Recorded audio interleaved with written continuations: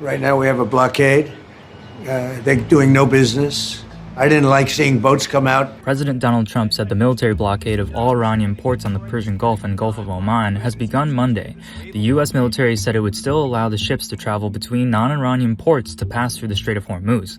That's where roughly a fifth of the world's oil passed through before the war. The key waterway has already been effectively closed throughout the war, where only some ships perceived to Tehran as friendly has been allowed to pass while charging some considerable fees. Experts say a successful blockade of Iranian ports will require sustained commitment from the U.S. Navy's ships and personnel, on top of clear guidance from the administration and the Navy's legal department.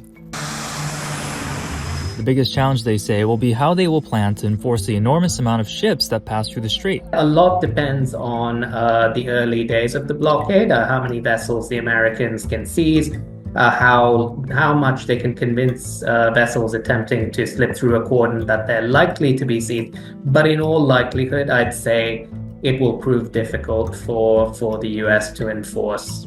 For ships hoping to get through the strait, the fears of getting caught up in the fighting for influence over the waterway will continue to prevent them from venturing across. That means higher prices for oil and gas. Analysts repeatedly have warned that the longer this waterway remains closed, the worse prices could get not only for oil, but also food and fertilizer, which could hurt farmers and potentially worsen hunger worldwide. As talks between the US and Iran ended without an agreement over the weekend, Kaushal noted that historically, blockades are not enough to quickly defeat another country, but are used to pressure economies during a conflict over time.